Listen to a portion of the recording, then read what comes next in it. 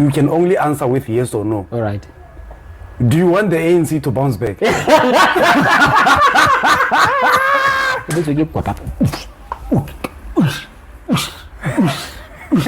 Sweaty palms, the chat show, news, just to get a microphone.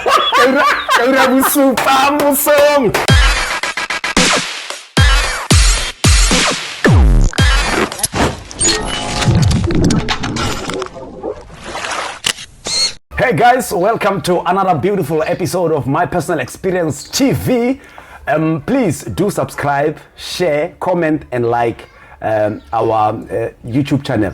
Today we are joined by Mr. David Magae, aka DVD. Mr. Mahai, welcome to My Personal Experience TV. Thank you very much, and to the viewers. I'm actually giggling because I haven't had that name in a long time. The DVD?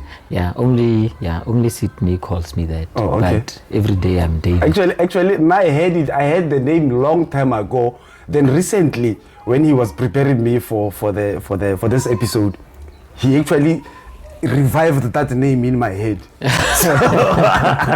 So I think we can start with this nickname.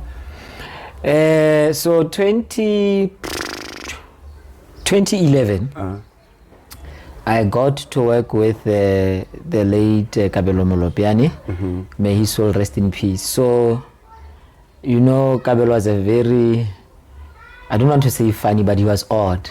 Bubbly or? Well, odd in the sense that you can't be called David on radio.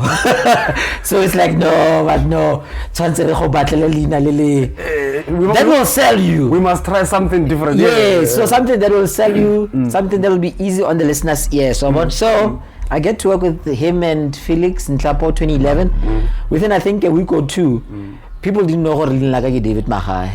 So I was actually referred to as digital video disc. Well, DVD. To the extent that when people meet me, call me, they would not know David Magae. So it was just DVD, and then the name caught fire. Well, for him, unfortunately, it was just for a short time because I worked with him for 11 months, and then I left Kibekia News Division. So go News Division, I got more, and then you say no. He DVD. So DVD. Exactly. So I then had to go back and then, do things the way things are supposed to be done. And then a little DVD, started to sort of simmer down. And then after a while, people forgot about it. Okay, I'm just gonna ask one question quickly. It's quite rare for someone to move from programming to news. You did that. Why was that?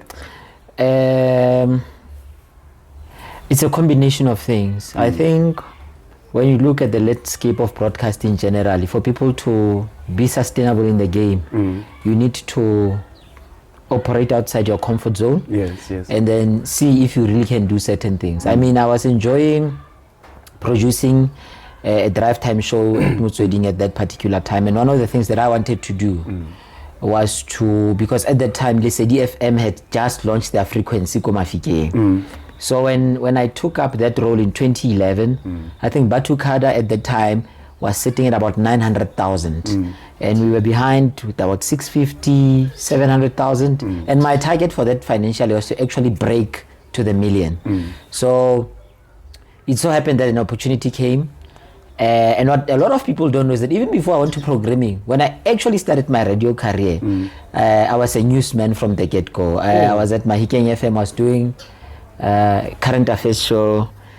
What was it called? Salfaiso. I remember. And I was working with this chap, very humorous, very funny, Andrea Msotwan. Why is that guy? I was working with him. He was dabbling as a current affairs producer, and he was also a sports reporter, and he was known. What was his name? Yeah. So I was working with him. That was when Mahai FM was using the events license. So that broadcast for 30 days, disappeared 30 days up until they got the permanent license. So I actually started there. And then what happened was, now I'm taking you back. And then that was 2008. And then 2009, because I was on Mahai FM the previous year, the elections were coming, and there were people that ordinarily was counting for new talent. There's a gentleman who is now long gone into retirement. His name is Franz Nong, Nerimiza Ombi. I remember the name, but I've never seen the... Yes, it's a very interesting old man from Limpopo. So I got a random call to say we're looking for, people that can come to assist us during the elections. That was 2009. So I got to SABC that way because they heard me at Mahai FM. So 2010, I then came back again on a new contract, and only in 2011 did I then say, let me break out of the news environment and try to just explore other opportunities within broadcasting. So that's how I got to Motsweding and then to do the afternoon drive show. So like I said, then Molopiani said, no, but you can't be called David Magae. I mean, you're producing an afternoon drive. Come on. What guy is called David? Let's try something. Yeah, so that's how the name came. So your biography says you grew up in Mahikeng, in Mahogwe, ne? Correct. How was it growing up there? I don't come from a rich family. No, I come from a poor family. I just come from an okay family. I mean, I'm trying to remember in my formative years. It's about 4.5-5 kilometer foot trip every day, one way. So if you go, it's sort of like that 4.5. You come back, you've done 4.5. So on a day, you've done 9 kilos on foot at the age of 6. So that was how I grew up. There were a lot of things that I didn't have, but I never went to bed, on an empty stomach. Oh, okay. You moved from radio. You were on radio, and then you moved from radio to corporate. So I want to understand what was pushing you to leave radio to go to corporate? Was it maybe money, or was it exploring new? Why did you move from radio to corporate? You know that question. Here's the thing. When I started doing radio, my plan was to actually do radio my entire life. That was just my plan. I think that's every presenter's plan. Yeah. So every I'm like, producer, presenter, news reader, whatever. Yeah, when you hold that mic, you are like, this is forever. Yeah. So when I got it, I said, Grant, now we're working towards retirement. I'm like a Larry King in the making. So 2018, I had been working at Sydney was celebrating 20 years the other day. So I don't know. No, congratulations to him.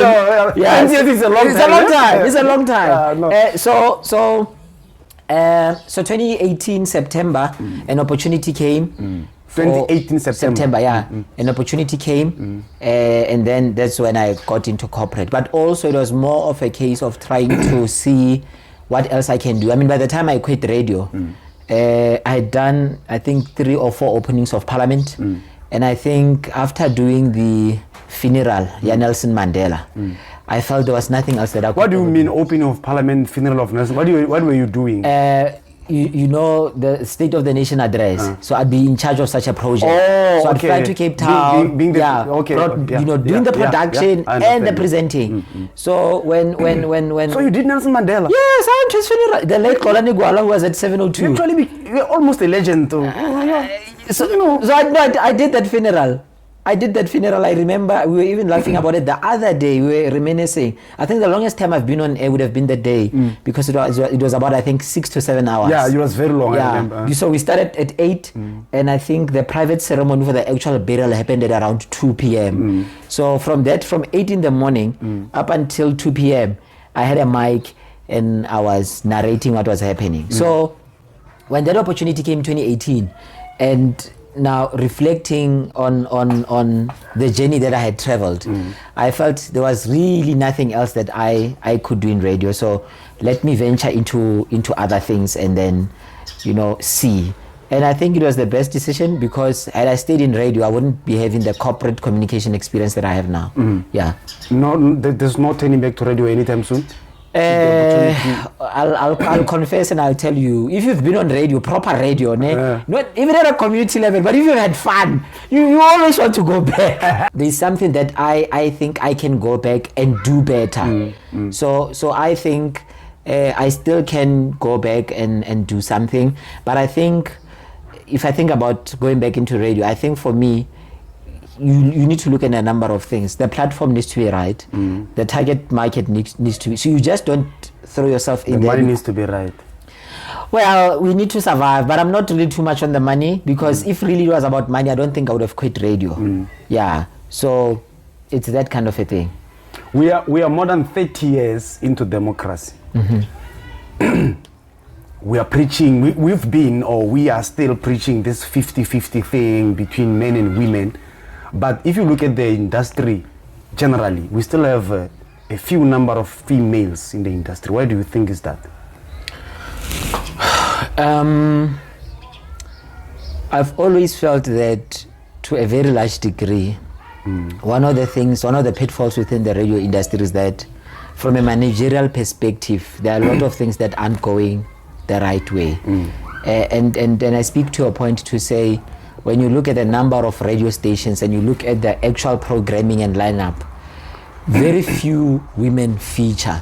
And for me, it's a concern, because you are creating a narrative or a perspective that women can't do this thing, and we know they can. But I think it has been to their disadvantage for many, many years, where you have a situation where women are just given Neresibitsa slot sa Sabasala High 9 to 12. It was unheard of to have a man do a show after breakfast, 9 to 12, because the way things were molded and how we were taught to see radio was that there are certain programs that women can do, there are certain programs that women can't do. So that 9 to 12 thing, it's like it's a norm across all the radios that we have. Why do you think is that? Why do you think it's like that? I think for a long time there existed a stereotype where women were catalogued or categorized, and there were certain limits that were put on their ability to be, all-round broadcasters. Only recently, you are having other stations like 947 More Flavors doing 9 to 12. I think Kai FM has been leading the pack for the longest time, because Mukwele has been doing that slot, I think, for over 10 years or so. But and I actually love, myself, I love 9 to 12. I would do 9 to 12. I want to do 9 to 12. No, but people say that show, and I think it talks to your question, that show is so slow, there is not a lot of thinking that you need to put into the content. Oh, that's what they say about That's what they say. And who else other than a woman to do an easy, slow, not too compact, too many feature, a rhythm show. So it has always been like that. But a lot of radio stations, would do a lineup, but the 9 to 12, 9 out of 10 times, you've got a woman doing it. When I first joined radio, I thought maybe it's a rule. I was like, no, maybe it's like this. Maybe this is how it's supposed to be. But as I grow in the industry, I'm like, but this thing can change and can be changed. So I was like, but anyway. Yeah, hence I'm saying I'm trying to think even now. I mean, there's a guy that I liked many, many years ago. He was doing 9 to 12. Maurice Kapidi was at Jacaranda FM. So you see, I'm even struggling with examples. Because it's rare. It's very rare to find a guy doing 9 to 12. But it talks to that stereotype. It's a show that needs to be relaxed, slow. The information doesn't need to be too much on the. There's no content there. Exactly.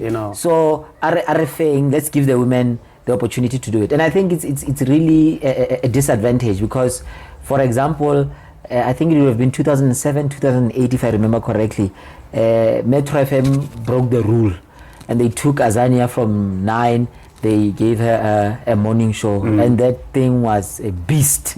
That thing was a beast. And she was there not only as the first woman, but as the main and only anchor of the show. So she was not even co-presenting.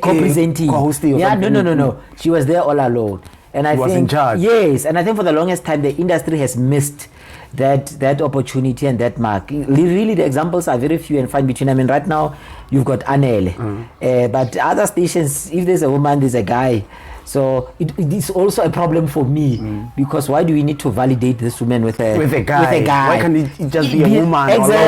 Exactly. Yeah. You know, while we're at that, I think let's look at the evolution. Radio before, radio now. What do you think? I think generally, without buying anybody's face, I think radio has lost the spark. I think so. And I'll tell you why. Even before I joined radio was purely about one thing and one thing only. You needed to have broadcast talent. It was not about the number of followers that you had, the influence, social media influence that you. So, as I was going to get out of the industry, there was these new trends that were emerging where now people are being hired because they are influencers. They've got a huge following on social media, but the issue of talent was never there. You're forgetting the most important one. Which I know a guy who knows a guy. That is part of the rules. Yeah. The requirements or rules or whatever. Yeah. Because now it's about, I know Mahai knows Sydney. Sydney is the one who's in charge of hiring. Yes. That's how it works right now. Yes. So like you're saying, it's that as well. On top of everything else that we're talking about. And it's those things that, in my opinion, have killed the industry. And I'm saying so because as a person that listens to radio most of my time, I within 10 minutes, really you are able to hear if there is radio talent or not. But most of the time, I find myself asking a simple but important question as to who would have decided that this voice needs to be on air. I'm just going to add something. You remember there was a time they hired this guy, Rapulana Sipem. Rapulana is my brother. I love him. I respect him. But there, shame. No. Yeah. So I'm actually adding on that thing that you were saying of followers and influencers but that time that guy shame he couldn't do radio. He couldn't do it. Was just a thing of what we were saying earlier. A guy who knows a guy, influencer and all those things. But I'm glad he gave up that thing before it ruined his name. So radio has changed, and I think for me what really remains a concern to this very day is that a lot of the people on radio can speak, but I'm struggling to locate the actual talent because for me broadcasting is about giving somebody an opportunity of dominating a space because within themselves they have something that many other people don't have. So I find that a lot of people that are on radio today are replicas of people that have been there. So there was a phase also when I was still broadcasting where people wanted to speak like this. So yeah, that's always you had to. So when you meet a DJ or a presenter on the street, but their voice is different, but you're asking yourself, man, who's this person? So when you go and you listen, what's this? So I think I've seen a lot of things in the radio space. Fortunately for me, I've long made peace with my voice, and I haven't tried. Look, let me make an example, and I'll tell you. DJ Fresh has got a beast of a broadcasting voice. There's a gentleman I worked with, and I still respect to this very day, Lawrence Lerato. If I could buy a voice, it would be either DJ Fresh's voice or LLK's voice because their voice are distinct, they are unique, and they don't speak from here.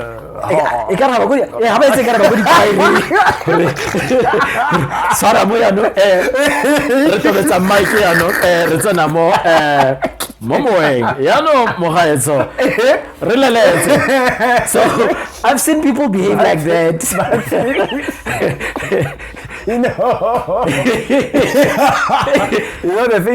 The thing is with radio, when I don't know, sometimes when like only you just like maybe you're listening to Mahai, you're like, no, Mahai speaks like this. So because you are new, or I'm just trying to find sense out of it. Because you are new and you want to be there, you would listen to Mahai and then you would maybe go to the mirror and be like, okay, Mahai, when he says, give us a soil, like, anyway, let's go to the current status of things in the country. The ANC marriage. Oof. Okay. Okay. What do you think of that? That sounds like me 10 years ago. I used to ask those questions. I used to ask people those things. What do you think of this and this? Look, you know what? The reality of the matter is that South Africa has gone through a lot of change, much like radio, because you're asking me the difference between then and now. And maybe before we get to the GNU, which is what I think is very important, let me just close off on this radio aspect to say, where is the industry right now? I think right now being a broadcaster is very difficult. And I have come to that conclusion because before the advent of technology, you were not competing with Twitter, Facebook, YouTube, Spotify, and the competitors were limited. Correct. I mean, for example, if you're gonna do a radio show today and you have a new song, probably it would be you and 2 other radio stations in the whole country. After a month, that's when that single gets to everybody else before a launch of a full album. I mean, when was the last time you heard somebody saying they're releasing a house album? Exactly. They rather do an EP. Exactly. Now, with radio, it has become, technology has challenged radio and the levels of creativity within the industry. Because, for example, before you go and open your mic and tell me about Lil Wayne, I would have probably read about Lil Wayne, about this, about that. And because there's so much competition and technology so far ahead, what I find concerning is that producers and presenters alike have become lazy to actually try to revive the spark that radio is. I mean, if I tune in onto your show, I tune in because I want to learn something, get something that I haven't gotten elsewhere. But what's a concern for me is on a Monday, somebody talks about something that you would have seen as well. Something that you would have exactly. You see your reaction. So you then ask yourself, but why am I listening? Exactly. Because I know, and I've tried to listen to a lot of people. Most of the time they're telling me things that I know already. Yeah, and then you end up not listening to radio, and then you then say perhaps, which is what I'm more familiar with of late. I listen to a lot of talk radio because there's a lot of debate, engagements, and all these other things which your normal traditional music radio doesn't offer. And I think it goes to the extent of people not really taking the craft serious. Because if you are going to say I must listen to your show, there must be something that draws me. But with a lot of shows, I'm struggling to find that one thing that says I'll listen to these guys every day. But let's go to GNU. I think it was a long time coming that we're going to get to this situation. You'd know there were the July 2021 unrest in KZN and in Gauteng. Service delivery protests are everywhere. So I think South Africans who felt hard done by the system felt that there needed to be some consequence, some repercussion. And that is why we are where we are. But I'm not too worried about government of national unity. It's the second time we are entering this space. In 1994, we had a similar arrangement. And things went out well up until we went to the polls in 1999. So I'm not too worried about it. I think the one thing that worries me is if we have a situation where, for example, somebody would wake up and say we must collapse this thing, as would have been the case with the municipalities where there are coalitions. I think this is where really my concern is, because at the end of the day, when government collapses, people still on the ground need services. And I think if we can just try to preserve that so that government is given an opportunity to work and deliver services and improve people's lives, I think I'll be okay. But as to who is who in the cabinet, I'm really not too worried. I'm a person that believes in a simple principle of getting things done. Let's just work and let's get things done. Do you think? Okay, let me try it this way. I hear you, understand you. Do you think DA joining forces? I'm gonna leave these small ones. DA joining forces with ANC. Do you think they're going to deliver? Looking at the history of ANC and the history of DA. Well, apparently, I don't know. I've never been to Cape Town. Apparently, they are delivering in Cape Town. DA, I don't know. You tell me. I've been there a number of times, and I think truth be told, when you drive into the Western Cape, when flying is another thing because you can't see anything. But when you drive, you see the quality of roads, you see how things are done. There are challenges, major challenges in the Western Cape, housing, crime, but in comparative terms, they are doing much better than other provinces. There's this other province that I won't mention. I'm afraid of going there. I've been there once and I couldn't wait to get out and come back. But why would you not mention the province? You would be helping me as well. Maybe I will not go there. No. This guy told me not to come here. No. People will think and will have an impression that I am. What's the political concept? I'm decampaigning. You see now. So I don't want them to say, they say this chap, he told people that mustn't come here. Okay. But and it stems from that. Because remember, for me as a person that likes to travel, safety and security is critical. So if I feel safe and secure, I'll forever come back. And I mean, there are dangerous places in Cape Town. There's Kailicha, there's Gugule too. There's Langa.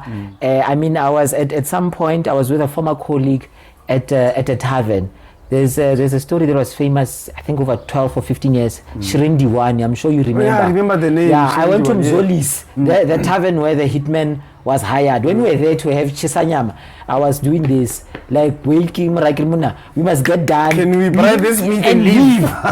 Because I got to understand that the levels of crime in Cape Town, black areas are very rife. I mean, more recently, I'm sure you would have seen the guy who was shot and killed. He was driving a delivery truck, Yaboroto in Cape Town. There's a trending video that made rounds about a month and a half ago. Very, very horrific video where these guys were shot, and we got to see the dash cam footage. And it was quite a sad sight to see. But when on the whole, the Western Cape, they are trying. They are not perfect, but comparatively, they're doing something tangible. So you think joining forces with ANC, probably there's a chance there might be a better service delivery? Well, even if it wouldn't have been DA and ANC, remember when we vote for a political party. And whoever you vote for needs to deliver on your expectation. So the DA has got their constituency, the ANC does, so does the IFP and everybody else. So for me, it's not really about who gets into bed, as they say in politics, with who. But all I know is that all of these parties, all of them, even those with 2 or 1 seat, they have an obligation to service the people that have voted them into power. Yes. So for me, that is strong reason to believe that work will be done, because at the end of the day, whether you are in the GNU or not, you still have to go back and report to those who have given you the responsibility to lead. Yes. Yeah. Okay. I have more questions on this matter, but it's fine. I'm going to move. Okay. I'm going to move because I just wanted to check. Okay, one last question, then we will close it. This GNU arrangement, you're going to close it now. I think the DA is deliberately dominating this GNU thing. I'm going to make an example and give you a chance to respond. Yesterday or a day before yesterday, in Tshwane Council there's an EFF guy who was being threatened to be, they threatened to beat him, something like that. And then he responded by saying, I want the blood of an Afrikaner. That's what he said after he was threatened that they will beat him, what, in the council. Now, the DA is saying they demand that guy to apologize and withdraw and all those things. On the other side, you remember that guy, that DA guy who was suspended, who recently used the K-word. K-word, yeah. Then he came back and he was given, like, I don't know, a deputy speaker or something when he came back. Now I'm trying to compare the two.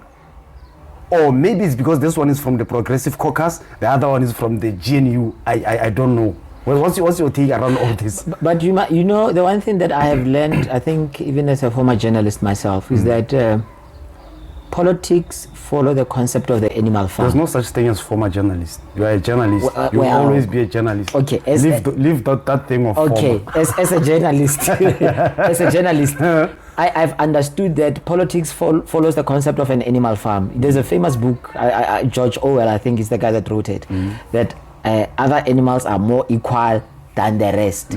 So I think very early on in understanding politics, I got to a point where I was at peace with the fact that a lot of the decisions are actually political and nothing else. And like with your example, I mean, there are people who would have been charged criminally that we've read about. Yes. And then the party says, but this guy is innocent until proven otherwise. But why do you want us to make a judgment when a court hasn't?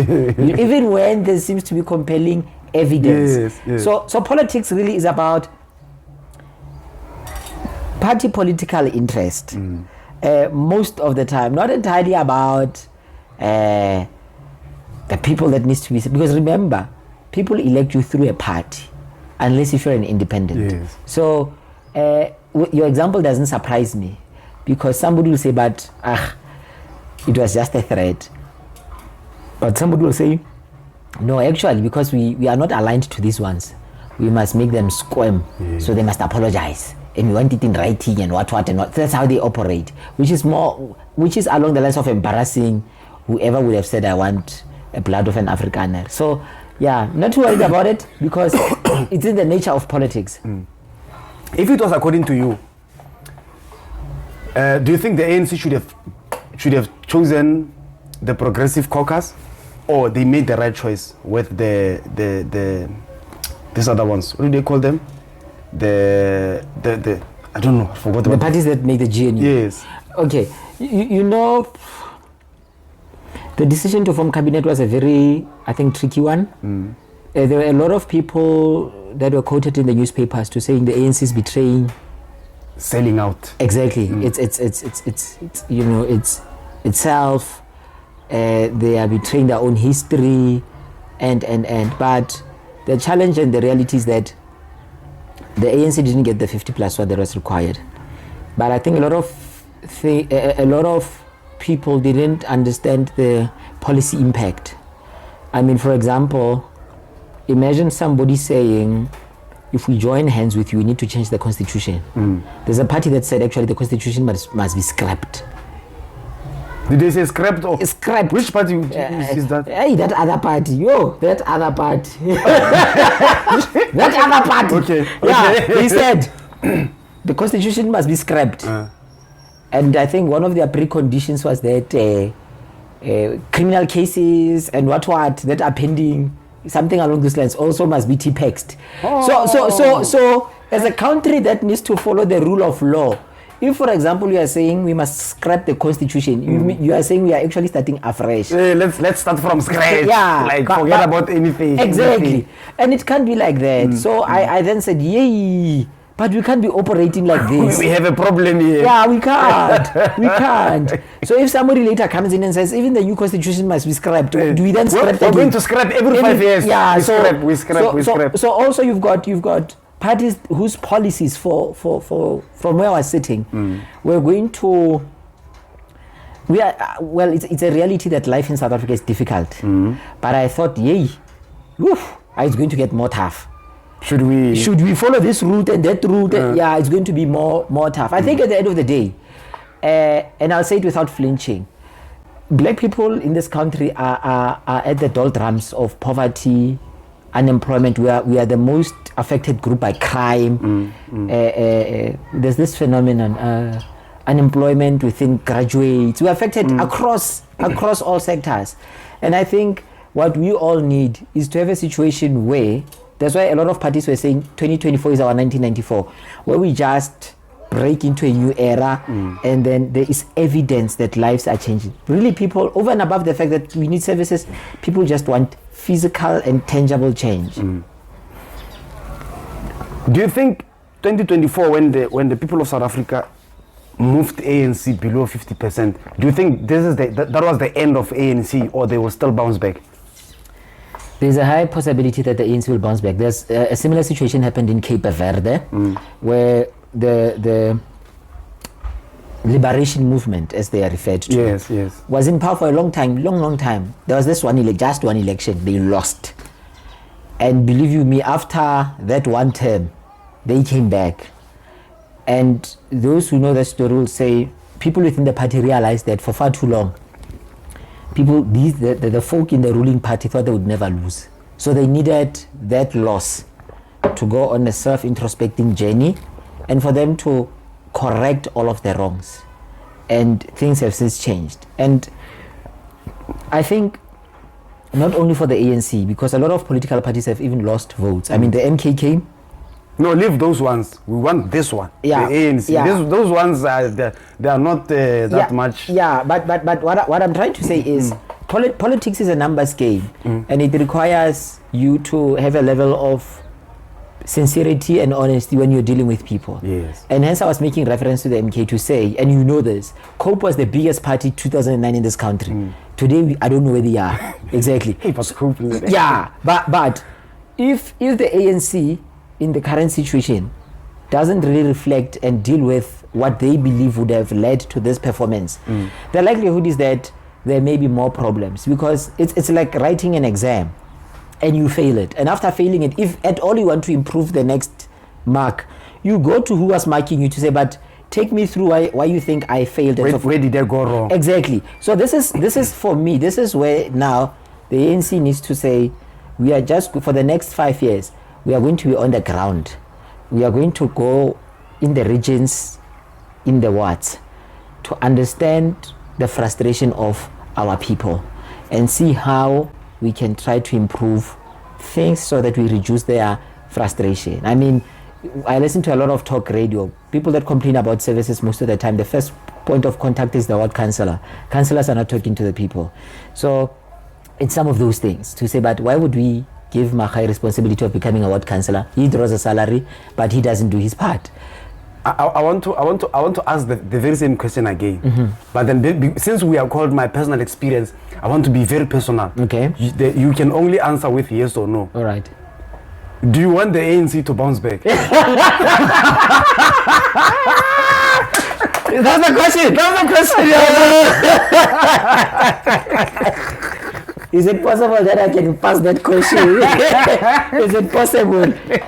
No, but you agreed. I gave you yes or no. You said no. I'll answer with yes or no. You could have said put maybe. Okay, look. I'd like for the ANC to come back and for it to do things. Remember, within all of the political space in the country, the ANC is the only party with a 30-year-long experience, other than the DA, which has run the Western Cape for 15 years. Yes. But when you look at what the ANC has done, they've done, I mean, a lot. We didn't have Mpumalanga didn't have a university. Today, this University of Mpumalanga, Northern Cape didn't have a university. They've done that. There have been issues with NSFAS, but the government has taken the responsibility of making sure that a black child has access to higher education. It's very commendable. I mean, right now with the NHI, the much talked about NHI, seeks to equalize the health and medical industry, so that if you are here and you don't have a medical aid, you can go to your nearest health center, whether public or private, without any form of discrimination. So when you really read the policies of the ANC, you can see that it's a progressive political party that really wants to reverse the gains of apartheid. So I think, them learning will give them ample time to reflect and do things, and probably in the next election they'll do better. Now, Mr. Mahai, we have a portion in this podcast called My Personal Experience Gets Personal. Okay. So I'm going to ask you 5 funny questions. Okay. They're very personal. All right. Be warned. I'm warned. I am warned. What is the most embarrassing thing you've ever done in front of your crush? Would it not be to, I think, yeah, embarrassing? Yeah.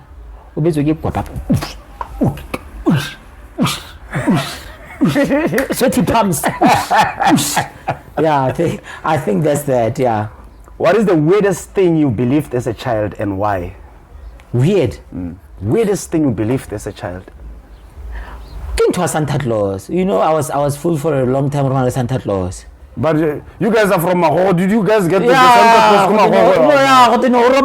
Yeah, Santa Claus by the Father Christmas. Yeah, you actually got me somehow Wow. from Mahai. There's no Santa Claus there. Yeah, we didn't meet for the Christmas. So you know what used to happen on Christmas. You get it. I think the only time I knew I was gonna get presents is that time of the year. But the funny part is, when you wake up on Christmas Day, those things are there. But the night before, you don't know what happened. Yeah. So I think that I found that thing very, very weird. The Santa Claus. Because or no, for the Christmas and then he'll sort you out. No, I found it very, very weird. Yeah, I saw the Mahai brother wanted to defend you when I said the Santa Claus not there. You must say Father Christmas, not Santa Claus. He wanted to come in. But I go Santa Claus.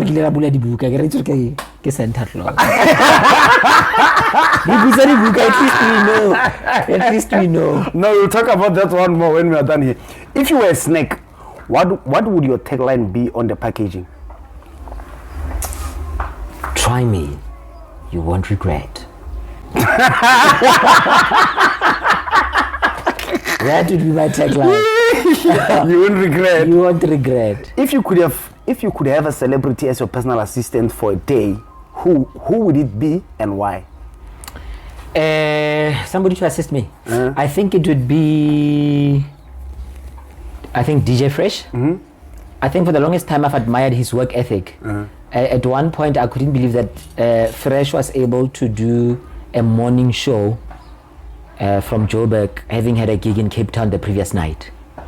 The gig in Cape Town? The previous night. The morning show is in Joburg. Yeah. What? Yeah, so he has a very strong, it's something that I admired for a long time about him. Has a very strong work ethic. I mean, I don't remember, for example, Hotu Fresh has missed a gig. He has arrived late. It's for me it's the small things, and I think that is what has made him the giant that he is. He takes his craft. See, I mean, the list is long. I could also say even Oskido, because driven by humility and passion and the need to achieve more, I think that is what got him to where he is. Okay.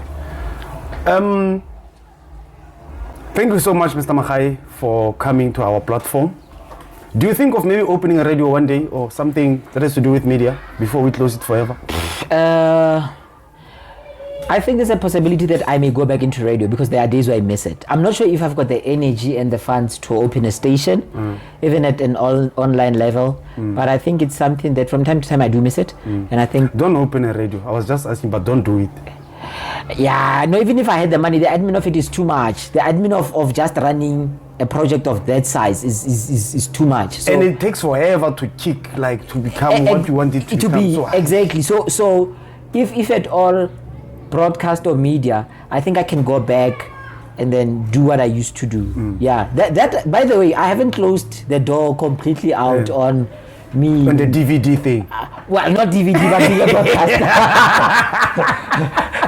Yeah, no. But I haven't closed the door completely on me ever going back on radio, because honestly, yes, I left in 2018. I felt like I'd done everything, but I sit now in reflection like, ish, maybe keep blundering.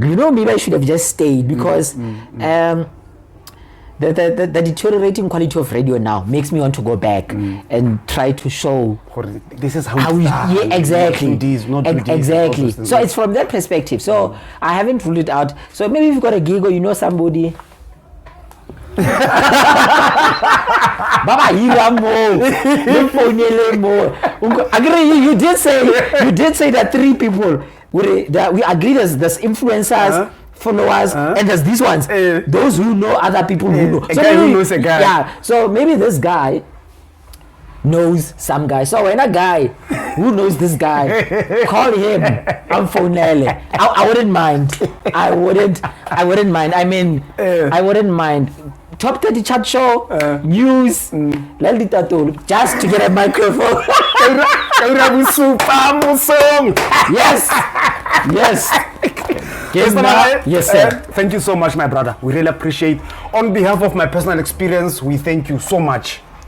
We wish you nothing but the best. Thank you to you, and to you, and to you for watching. And click and like, subscribe, share. Oh, I'm gonna take your job.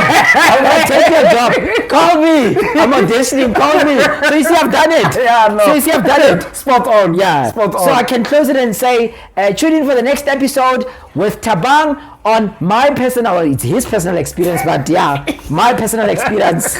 Peace.